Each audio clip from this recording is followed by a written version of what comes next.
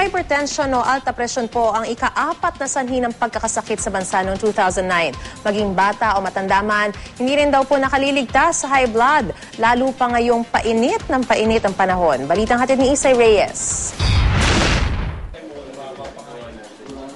Sa edad na 64 years old, aktibo pa rin daw si Lola Erlinda. Bukod sa pagiging volunteer, hilig din niya ang pagsasayaw.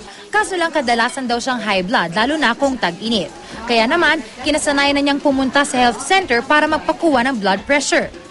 Sa init, kasi sobrang init ng panahon natin ngayon. At saka siguro yung over fatigue. Kaya ng pagsabahay, matrabaho.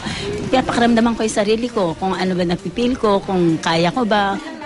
Marami man ang nagpapakuha ng blood pressure, kakaunti naman daw ang talagang masinsing sumusunod sa payo ng mga doktor. Mas marami ang normal. Ang high blood siguro mga nasa 15 katao, ganyan. Pa-BP lang ng pa-BP. Mamaya wala naman silang iniinom na gamot. Makita lang kami, magaling na sila. Maraming tubig. Bye-bye.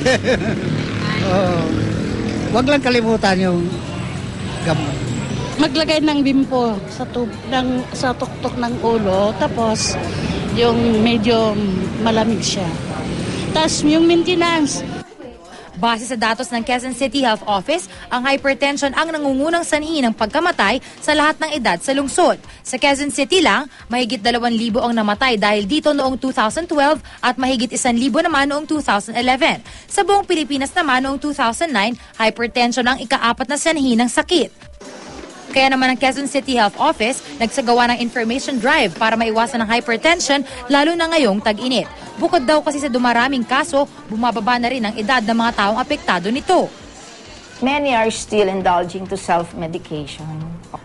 We have health centers wherein we have free consultation and at the same time, we can provide you free medicines. No? Let us do away from self-medicating because hypertension, if not treated or if not attended to, is a dreadful cause of dying.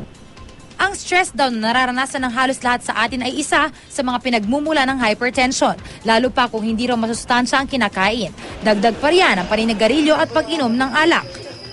Exercise, very important also to combat cardiovascular disease. Proper nutrition, regular exercise, divert into unstressful activities. Ugalian din daw ang pag-inom ng maraming tubig at pagsusuot ng mga magiginhawang damit. Huwag din daw masyadong magbilad sa araw kung hindi naman kinakailangan. Isay Reyes, GMA News.